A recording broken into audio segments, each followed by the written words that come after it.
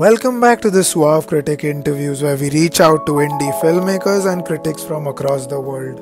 If you're new here, do consider hitting subscribe for more such interviews, video essays, and even film parody ads. Asim Chabda is the director of the New York Indian Film Festival, but he has played several other roles in cinema and his identity is not limited to any specific one. While being a part of the leadership of several other film festivals held in Malta, Pittsburgh, and Macau, he has authored biographies for Irfan Khan, Shashi Kapoor, and Priyanka Chopra. Besides this, he keeps pushing audiences to watch better cinema and inspires us to have a better eye for films. So, welcome, sir. It's a great honor to have you here. What we'll be doing is we'll be going chapter by chapter and like looking at themes. So first, what I really want to ask you about is origins.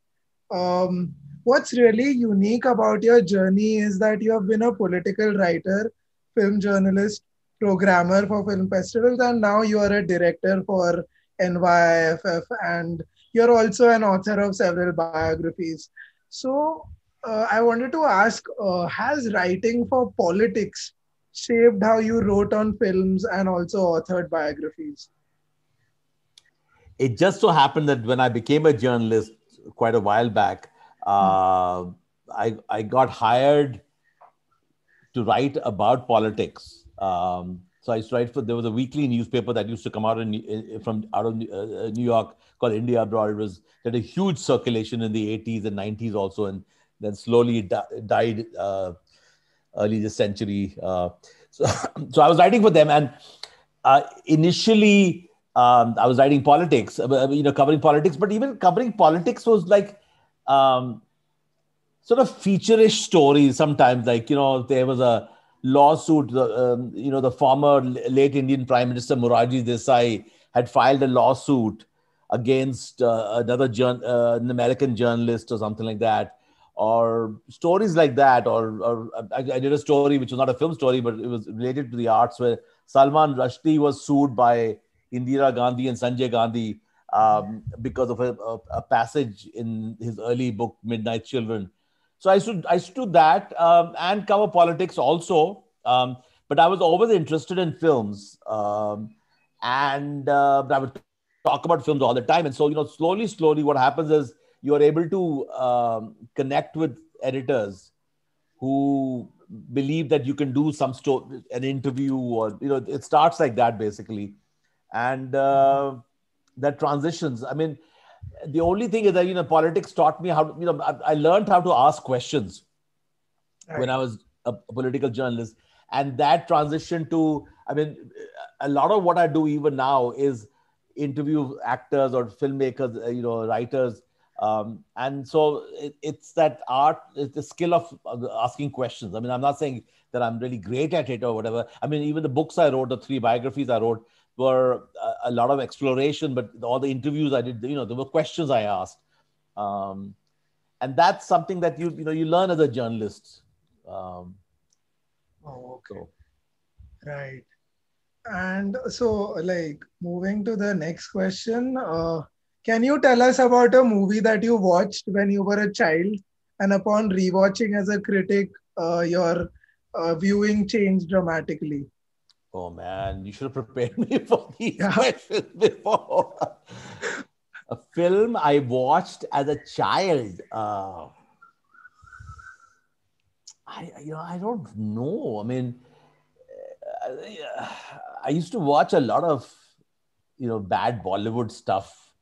Bad Rajesh Khanna films. I've watched a lot of bad Amitabh Bachchan films. I mean, if I look at them now, I would definitely react differently. But then,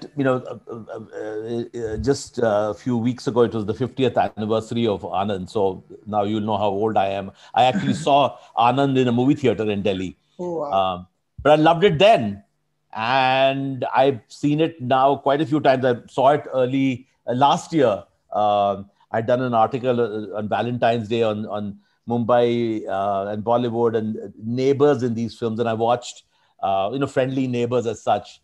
And I watched Anand again, and I still liked it. It's a bit cheesy, um, but it has moments, and the songs in it are so beautiful. So, but there were some Rajesh Khanna films I used to watch a lot, which are pretty bad as such. You know, but you know, when I was young, I thought he was a great. Before I started watching Amitabh Bachchan films, when I was a really young teenager, I thought Rajesh Khanna's films were a lot of fun. I thought he was a very cool, superstar. Um, I may think differently about him now. So Right. In terms of you being a programmer for film festivals, uh, if there's someone who is interested in doing the kind of work you did, what are the attributes that in your opinion are desirable besides just being a sociable or a passionate person in terms of cinema? So yeah, you have to be passionate about cinema. That's for sure. Um, you have to watch a lot of films. I mean, so programming doesn't necessarily. We get a lot of films submitted. There's a website called Film Freeway, which a lot of film Right. festivals and people you submitted film through that. And along with that, you also put the synopsis of the film, the director's bio. You give a lot of you put photographs, so it becomes like a complete submission package kind of a thing. So we get a lot of submissions on that, and there are always some films we discover through Film Freeway that we like. A lot of the films on Film Freeway are not necessarily good. The people said, but one of the things I've been doing for quite a while now is tracking Indian films through various international film festivals. So, of course, now the pandemic has made things very difficult, but I used to go to Berlin every year. I used to go to Toronto every year. Right. I would go to a bunch of festivals in India, Dharamsala, the Mami Festival. In fact, just early in February, when the COVID numbers are a little smaller, I'd gone to the Kerala International Film Festival, and I at least saw one Assamese film there, which I liked a lot. So what ends up happening is, because I've been doing this for a very long time, of course, the films are submitted through the film preview process, which my team and we watch. B, a lot of the filmmakers know about me and the fact that or if I've shown their film earlier, 5 years ago, 4 years ago, they'll send me a link to a new film and say there's a new film we work. So that has happened. That relationship built after a point in time. Right. But you have to go and look for films also, and then go after them. So, I mean, I'll give you an example. I mean, I was, at the Toronto Film Festival in 2019, and I saw Muthan there. And although Geetu Mohandas, I had shown her first film, Liar's Dice, I've also shown her husband Rajiv Ravi's films, but I had to ask Geetu, I said, can I have this film, kind of a thing? Or, before that also, from Toronto and Berlin, I picked up a lot of films. Likewise at Dharamsala and Mami, you discover a very interesting documentary, for instance, and then you want to show it. It's when you say attributes or something, it becomes like your second nature, where you start to look for films, and you think it's not like you can get all the films that you want. Sometimes they don't want to come to you. They want to go to other film festivals. They want to go to bigger international film festivals. Every filmmaker, producer has their own goals. But yeah, you have to chase the films. Right. The films that you think are good, to bring them to your festival. So I guess that eye is necessary, and the process of accumulating a set of films that you dream about being on your screen. Right. So I'll give you an example. For instance, I mean, NFTC has this film bazaar every year in Goa. Right. Last year in 2020, they didn't do it, but in fact, the 2020 edition was held in January, and it was online. And there were some great films I watched, and I've been able to get a few. We haven't announced the program. I've been able to get a few. But in 2019, when I went to the film bazaar, I saw a few films that I liked a lot. And because of the pandemic, things got delayed. One or two of those films wanted bigger festivals, like a bigger international film festival premiere. And I can completely understand that. I mean, our Indian film festival is very big, but people want a bigger name festival. And so I'm actually getting some films from that 2019. It may seem late, but it's just the way things worked out because of the COVID situation. Right. So, yeah. So next up, we have our chapter, which is facing the world. What are the greatest challenges that you currently face as director of NYIF? Um, so last year, because so we our festival dates last year were, I think, end April. So it was a 7-day festival. I forget what, April 28 to whatever. But by February, things have started looking difficult in New York, and we weren't certain. And then they hadn't shut the movie theaters down by then, but there was this feeling that this virus was really spreading by toward the end of February. So we decided that we would postpone the festival. So we initially announced that we'll postpone it, but we also, but then what I did was, I mean, we needed to sort of stay connected to our audience. So I started like every week on a weekend, I would recommend one Indian film, which is already was streaming on Netflix or Amazon Prime in the US, for instance. And I would recommend it so that, I wanted people to have like a mini festival of their own at home. But these are films, these are older films. But then sometimes, like in May, early May, see, because we had already, in February, we had already selected the films we were going to show in April. So we already had the film lined up, and we decided that let's go online. There was one more festival that had gone online. All the big festivals had by which time had canceled in New York. Tribeca had canceled. The new director, new films canceled. They all canceled, and then, like new director, new films were then held in December. So we decided let's go online, and it was initially a challenge. I mean, I found a very good platform to work with Movie Saints, but that challenge became like an advantage to us, actually, because now, because we were streaming the films, they didn't have to be limited just to New York City, because we would show films in New York City, in in the borough of Manhattan, and we would only show the films in the evening, and we would show each film only once, and people had to come. And the theaters are not huge; they're like 150 seats capacity. And then, we would be showing like 3 films simultaneously or 2 films simultaneously. And a lot of people would come and say the 6 o'clock slot or 9 o'clock slot. And a lot of people would say, oh, but I want to see this film and I want to see that film. Now, what do I do? What do I do? Kind of a thing. So now what we did was we gave them 19 films over a period of 10 days, 16 actually, features. And we gave them another 30 plus short. This year, we are giving people about 30 features, including some documentaries, and probably about the same number of shorts. And the other advantage is that you're not restricted to the bar just in Manhattan. It's online. So it all depends. If the filmmaker wants, we can show the films globally, or we can geo-restrict it to Manhattan. And we don't want to geo-restrict to New York, but at least the US, or make it North America, add Canada also to it. So it's we've been able to expand our brand. So it's worked out fine, actually. Yeah, you've like been able to open up to a lot of people who had no like chance of getting to know I mean, I've said this very often, but I would have, I have a friend who teaches at Syracuse, for instance. She would say every year, but I can't come for your festival because Syracuse is about, like 8-9 hours drive from New York City. But now we had people in Texas, in California, in Florida, anywhere in the US could watch our films, and in India and other parts of the world. Wow. Yeah. Right. So, like in terms of film festival entries, this is, I think, like mostly this would be related to when the films were actually in theaters.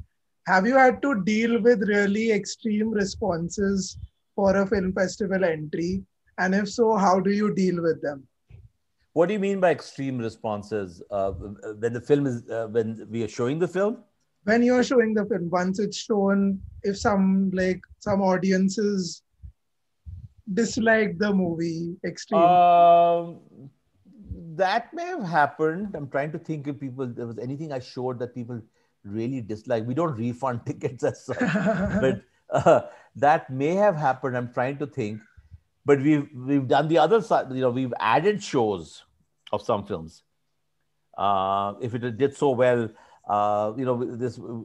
we've been for many years now going to a multiplex in New York City called it's called the Villages Cinemas, and they would in the basement level they had 3 large size theaters with a capacity of 150, and then they had a smaller theater with a capacity of about 65 seats. So we could always use that smaller theater. If a film had done already very well, we could show it again. We could show it 6 o'clock and we could show it 9 o'clock if the tickets are being sold. So we've done that many times. Quite But people, if they don't like the film, it's their problem, man. I know. No, but it's a question of personal taste. I'm not saying it's just my taste, because I have a team of other people I work with. So it's them and my taste combined together. But we are bringing what we think is the best that's coming out of India, and and then some films are the Indian diaspora, whether it's in the US or Canada or UK. And we're giving these films a chance because many of these films now, many more are available on streaming sites. There's so many streaming sites now, especially in India. There's so many, really. Yeah. But until 3-4 years ago, even Netflix would very rarely take these indie films, and so we were giving these films a chance to be shown in New York because we don't show. I have nothing wrong with Shah Rukh Khan and Amir Khan's Bollywood productions. We don't show those because those get big theatrical releases in New York. Yeah. And hundreds and hundreds of people turn up to see. Going back to films like Kabhi Khushi Kabhi Gum, etc. Indians come in huge numbers. So here it's a smaller niche crowd, but we're showing them something which is unique and special. Right. Yeah, no, I was just curious. This question comes out of this genuine curiosity about this relationship between both the sides, right? The viewer and the people behind the festival. So, yeah, I mean, also because we've been, this is going to be our 21st year. And every year we get new audience. It's not like the same people come every year, but we also have a select audience, group of people who come every year. And they've had a very good taste of the films we've shown. So it's, they trust us. Ah, okay. Yeah. That's great to know. Yeah. Funny you mentioned Shah Rukh Khan and stuff because something that I really find interesting is the vast range of cinematic experiences or close encounters you've had, from encounters with Bollywood celebrities to the very artsy film festival movies. Do you personally lean towards any of the two? Or do you enjoy a balance between the two worlds? And the second part of the question is there a movie that actually achieves this balance, like a movie in your head? So, as a journalist, I mean, I've interviewed Shah Rukh, I've interviewed Amir Khan, I've interviewed Akshay and Deepika Padukone for that awful film they did, Chandni Chowk to China. I've interviewed Preeti Zinta. Right. I've interviewed Priyanka Chopra quite a few times. I'd interviewed Irfan Khan before. So, I'm thinking about other Bollywood actors' names. And director of the Bollywood film. I mean, I interviewed Yash Chopra once. Karan Johar I've interviewed quite a few times. Yash Chopra was very hard to interview because, he would mumble. Oh. And it is so hard. It would be so hard. You should just watch. There's actually an interview of his with Shah Rukh Khan, which keeps appearing on my Facebook videos, but you can watch, I'm sure, YouTube. The man was just... It was... So I had that... I tape record the interview. I just kept playing it back and forth. And the other problem is, he could barely speak English. His English accent was awful. Oh. But you ask him a question, even if you ask him in Hindi, he would insist on answering giving the answer in English. Arey baba, Hindi mein hi bolo, mujhe aati hai Hindi. So itni problem ho jati hai, baar. Anyway, that's Yash Chopra. The man did great work for Indian cinema. Right. I personally like connecting with young, new filmmakers, interesting filmmakers, young actors.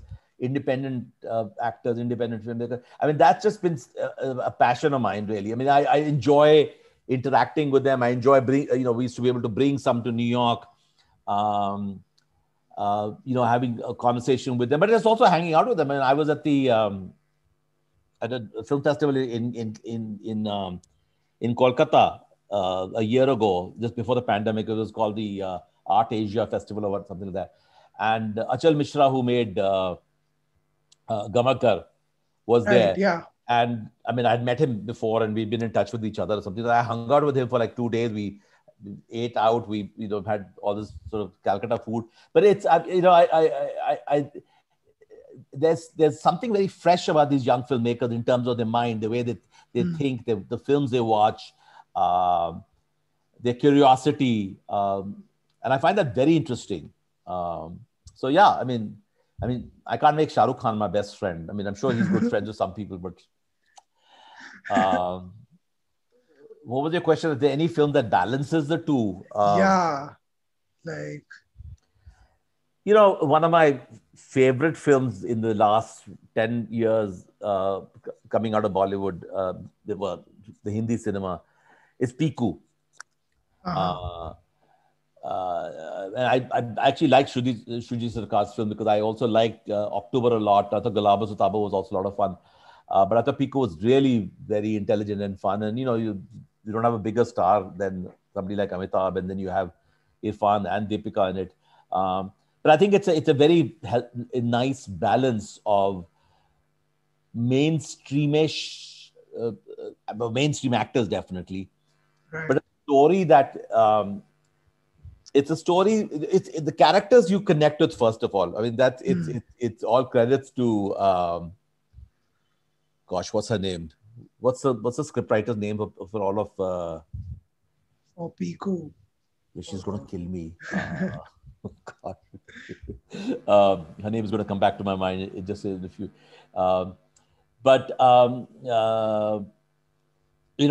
Because I live in Delhi now, and I grew up in Delhi, and Piku's set in CR Park, Chittaranjan Park, which is sort of mostly a Bengali colony, but not necessarily. And the film was shot there.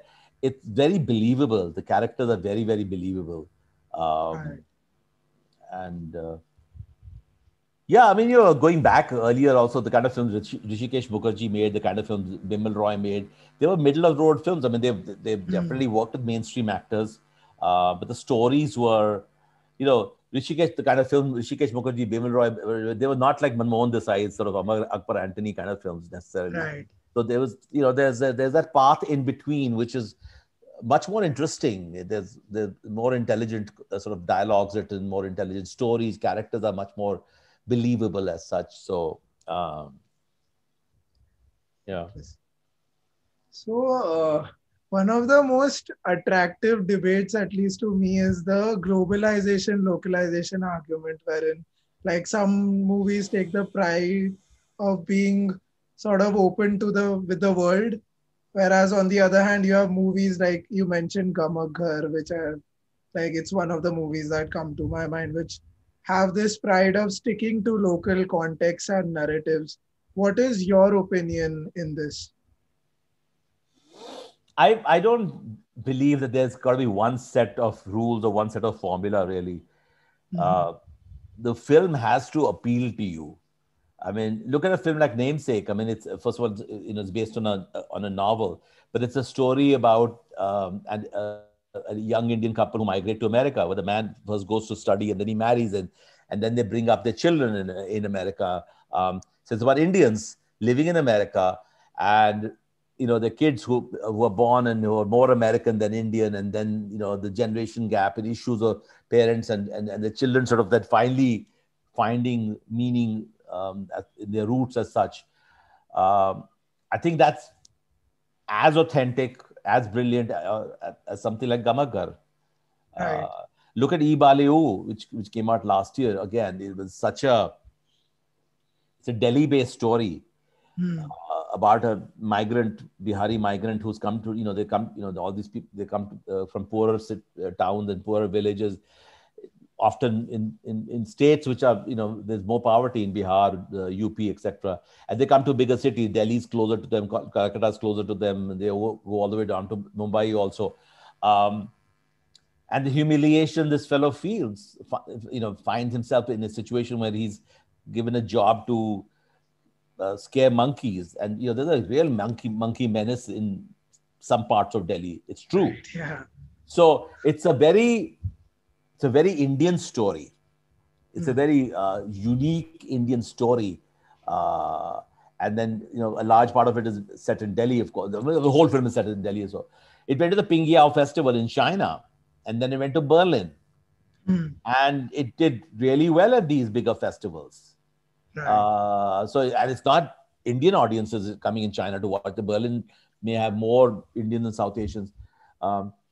So the film has to have a certain heart, certain universal humanity to it, and it will reach an audience no matter how, where the audience is.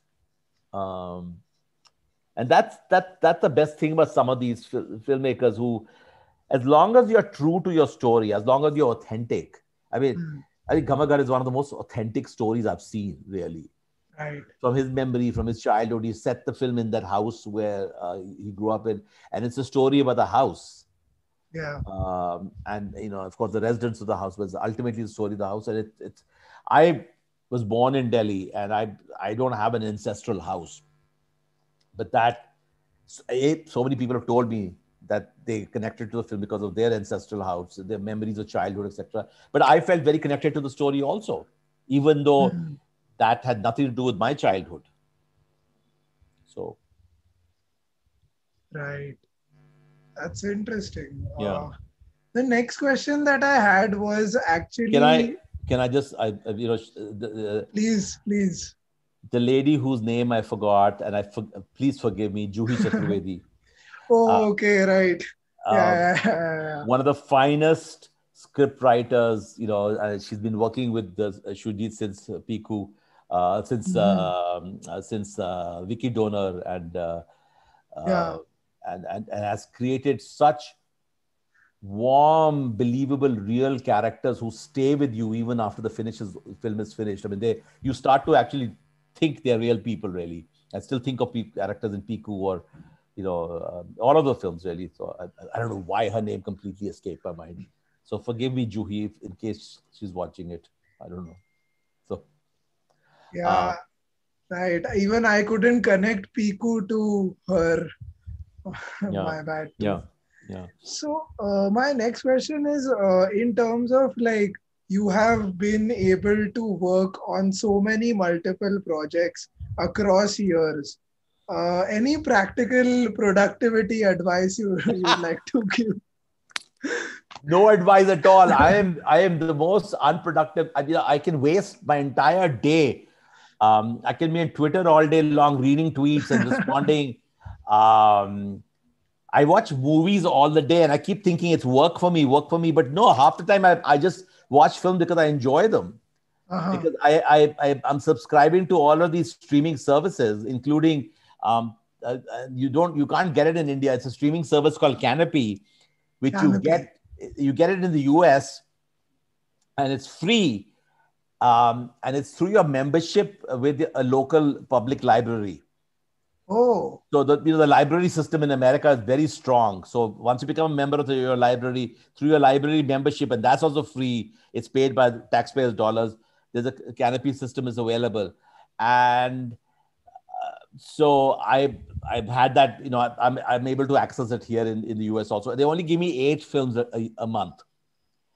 Okay. And it's an amazing collection of classics, international classics, French, Spanish, the Criterion Collection, Hollywood, the best documentaries, indies, Oscar winners. I'm constantly, of course, there's Netflix, there's Amazon Prime, there is, I watch so much. I started a new project just a couple of weeks ago, so it dropped. So I started finally, all these years people have been saying to me, do a podcast. So a group of people from this company called Earshot approached me, and I started doing these short 4 or 5 minute podcasts recommending must-watch film. Right. And I thought I was very excited about it. It was a lot of fun. Um, Being a freelancer, you have to keep thinking of, where's your next check coming from, of course. But I don't know, I've gotten interested in doing more and more things. I mean, I could have just stayed on as a journalist. I didn't need to do anything else. And then,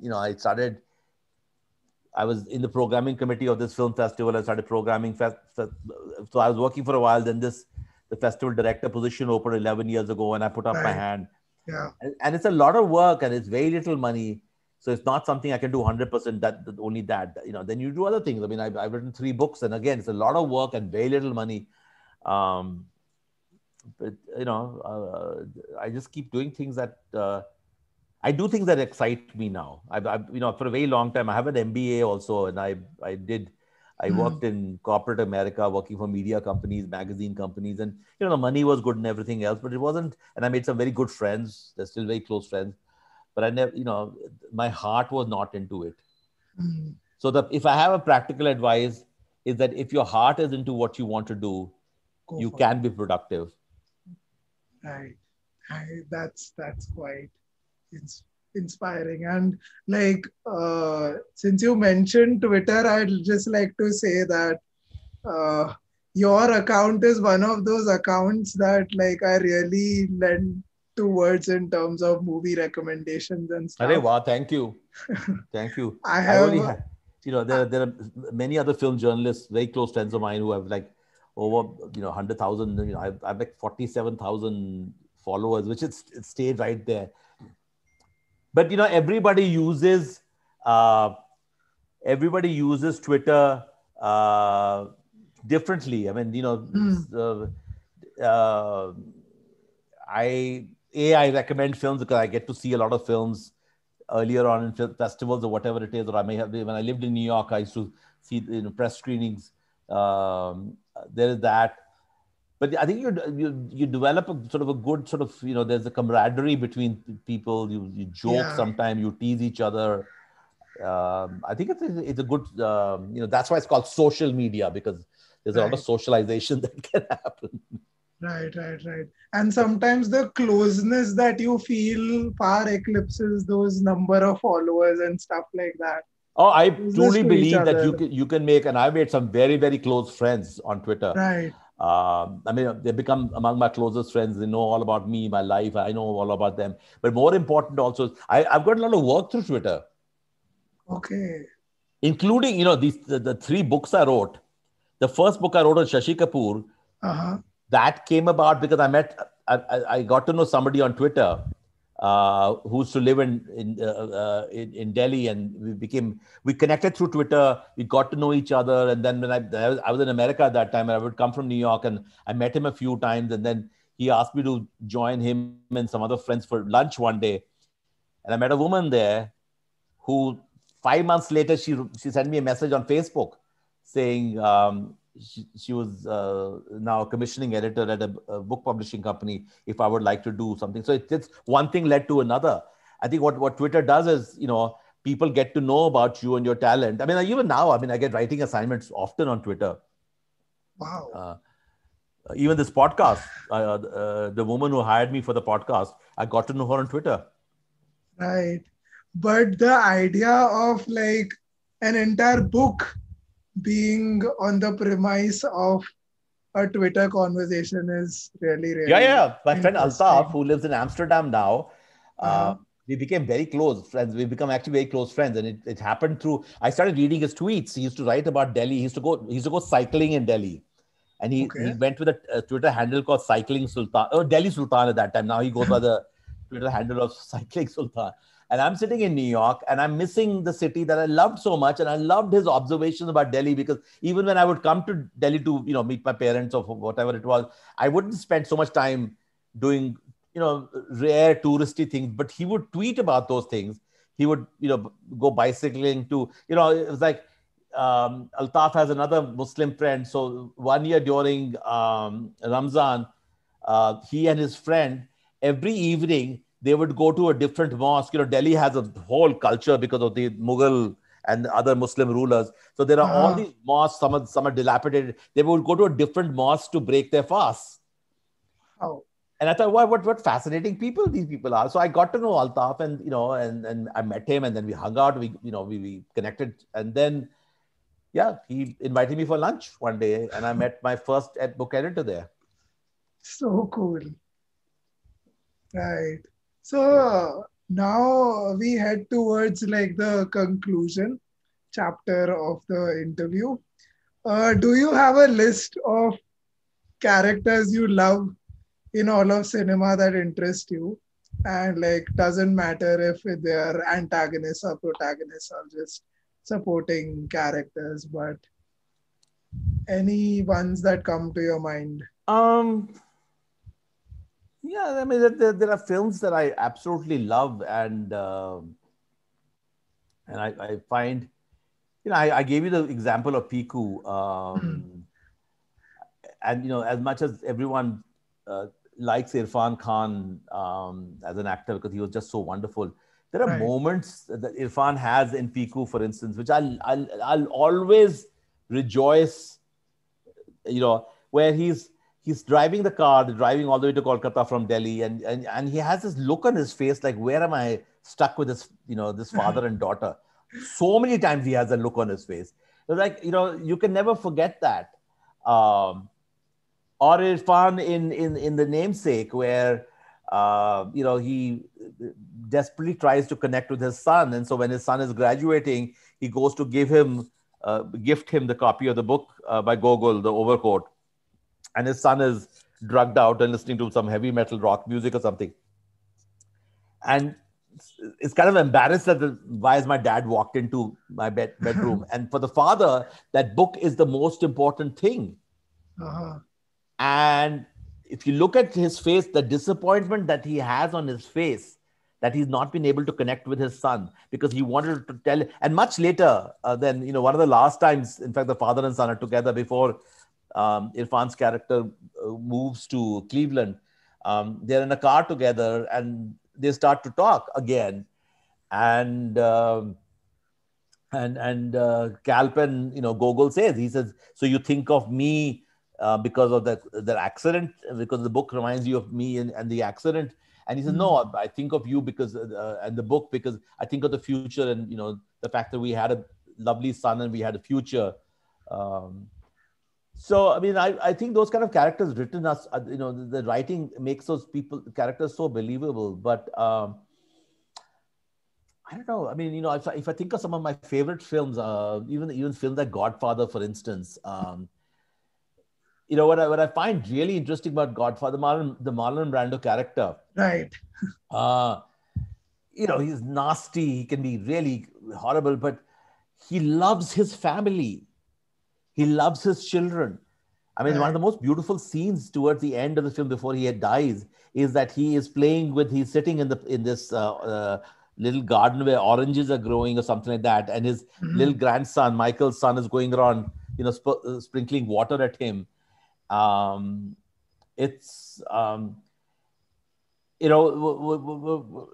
Godfather did was that it gave this real humanity as such. With these very vicious. I mean, so there are some characters in Godfather who are pretty horrible. I mean, Sonny, for instance, who is the oldest son, he's a nasty, horrible guy. And there are, and his anger, for instance.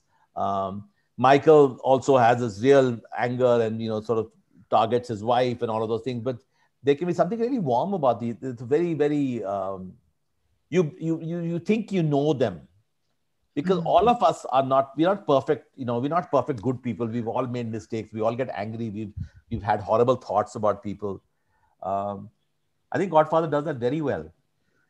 And to me, that's what makes the film really, I mean, I've seen it so many times now, but that's what emotionally I connect with. I like the Apu character with Satyajit Ray, built through 3 of his films, the Apu trilogy. He's Supate Panchali and then Parajito and Apu Shankar.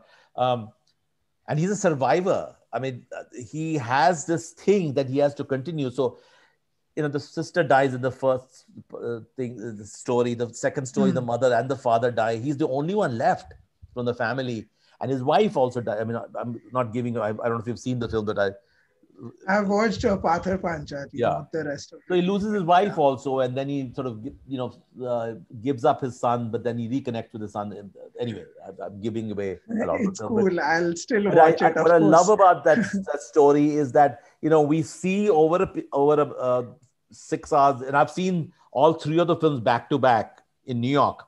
Often in these art house theaters, they'll show the Upper Trilogy, and when there was a 4K restoration Upper Trilogy. And I love the character. I mean, in each film, it's a different actor playing Apu.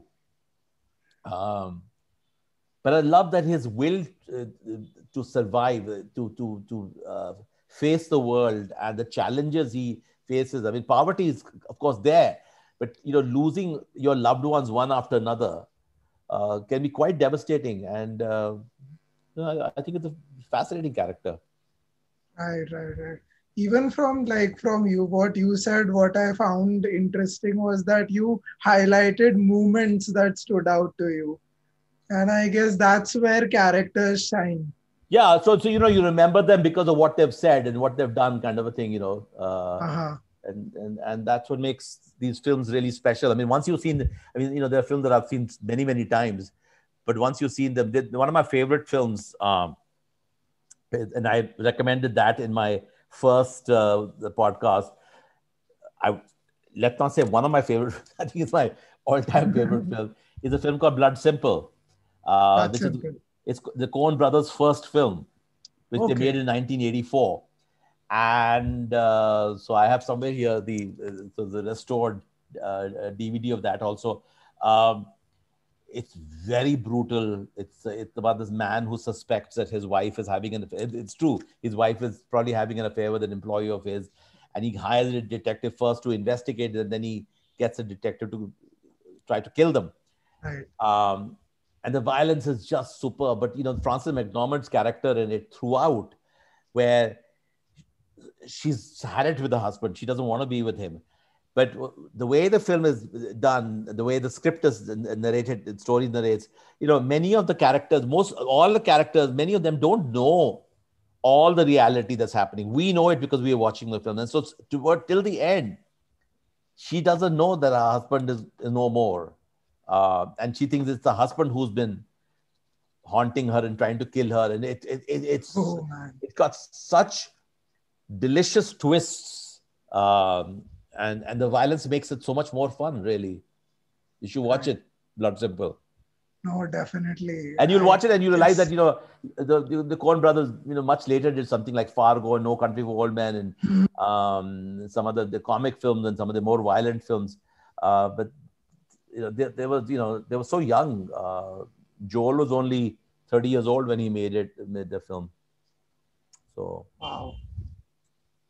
So next question is, if you are in a room with someone who doesn't watch or know cinema at all, and as a critic, you want to tell them why cinema is an important part of life for you, what would you say? I won't be in the room with them.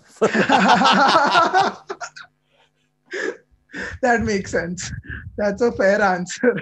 Well, no, films have become such an important part of who I am, and I think many of us are like that. I mean, when I talk about some of these characters, I really. So I'm going to mention Juhi Chaturvedi again because I did a really fun a conversation with her, a Zoom conversation with her. It was for the Lit Fest in Kolkata. So I had her as a scriptwriter, I had Manoj Bajpayee as an actor, and I had Deepa Mehta as a director. So it was about from script to the words and how then they translate into film and how the actors acted out. And she said something. Juhi Chaturvedi said something. She said that those characters live with her. She says the film is over. She's written it. She's moved on to the next film. But it's why do we like films? Because we start to become, those people become our friends, those actors, those characters. And we, I think our understanding of humanity, our understanding of how the world functions um, is enriched a lot more. If it's a good film, there are some very bad films, there are some very bad Of directors, course. very bad actors. But if it's a good film, then it makes us really understand the meaning of life, the meaning of this world that we live in. And Right. the characters become our friends. I mean, they may, you may say they're imaginary friend. They, you know, I can't be friends with the Irfan Khan character in Piku in real life, but every time I watch it, I laugh, you know, and I'm so happy that I have been able to connect to a film where I like the characters. And that's what I'll tell this person. The reason I like films is because of that. Right. Films give me new friends, better friends. Sometimes I like the characters in films much more than real human beings.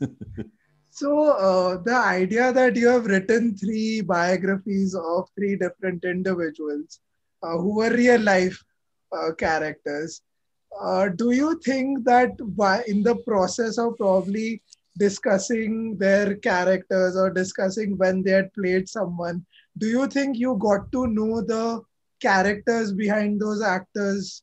I mean, the characters they played on screen better?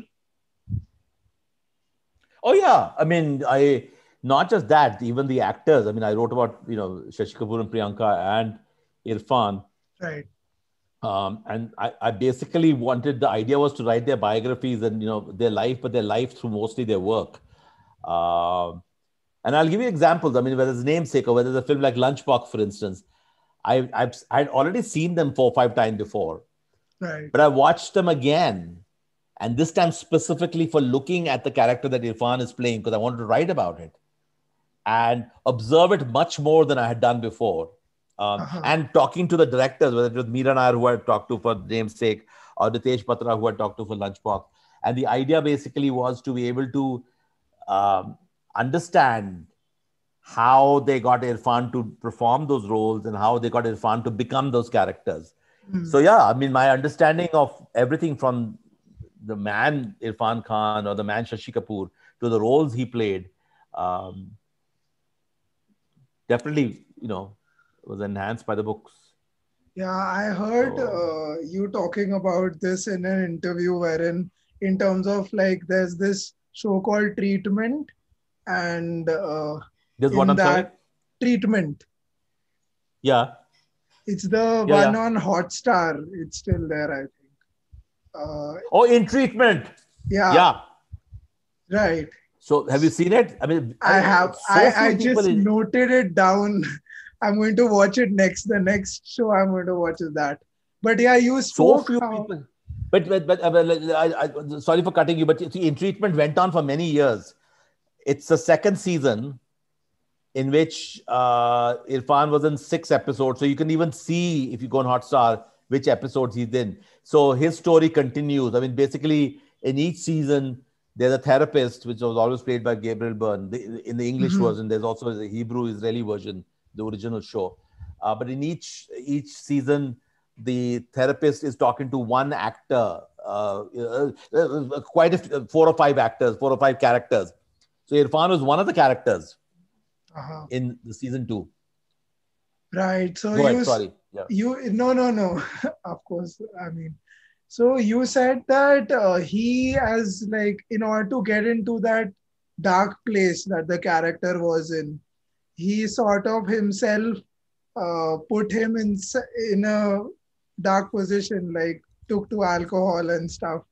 So yeah, I could relate what you just said about real life characters and their.